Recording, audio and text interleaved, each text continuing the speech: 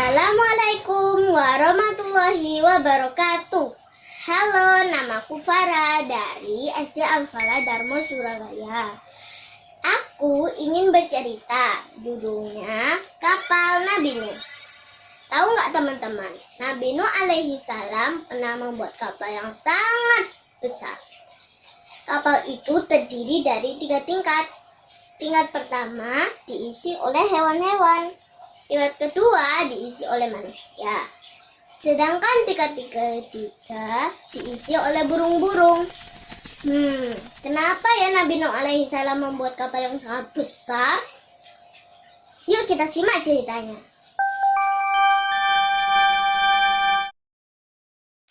Dulu ada orang-orang yang bernama Wad, Suwa, Yahud, Ya'uq, dan Nas. Mereka adalah orang-orang solih. Mereka sangat dicintai oleh masyarakat. Semenjak mereka meninggal, setan mulai menggoda masyarakat untuk membuat patung-patung orang soleh itu. Awalnya, patung-patung orang soleh itu tidak disembah. Tetapi setelah generasi berganti generasi, ilmu tentang tauhid mulai hilang. Patung-patung itu pun dijadikan sesembahan selain Allah. Orang berdatangan untuk berdoa melalui perantara patung-patung tersebut. Inilah kesyirikan yang pertama kali terjadi di muka bumi. Lalu Allah Ta'ala mengutus Nabi Nuh alaihi salam agar mereka kembali kepada tauhid.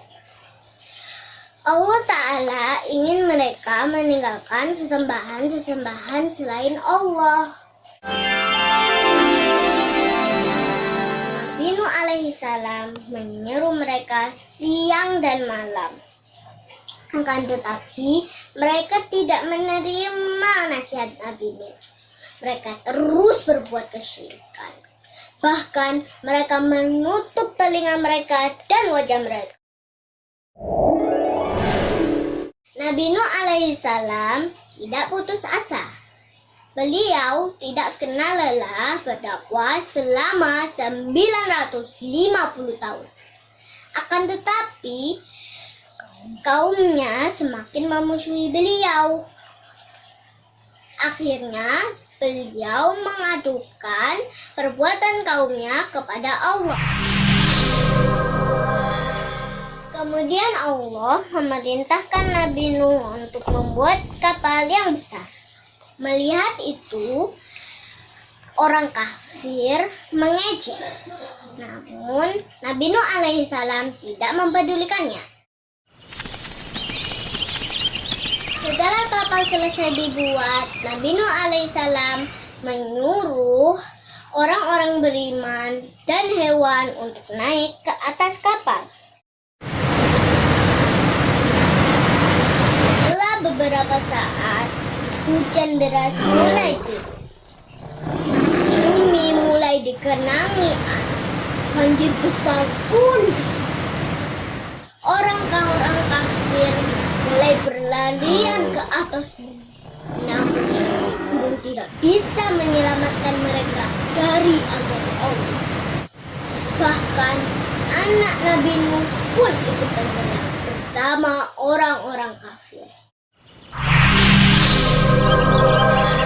Sementara itu Nabi Nuh alaihissalam, orang-orang beriman dan hewan-hewan selamat. Mereka terus berlayar hingga Allah memerintahkan hujan untuk berhenti. Bumi pun menelan air hingga banjir tidak ada lagi. Kapal Nabi Nuh akhirnya berlabuh. Beliau bersama orang-orang beriman memulai hidup di tempat baru dengan tauhid. Mereka tidak mempersekutukan Allah dengan apapun.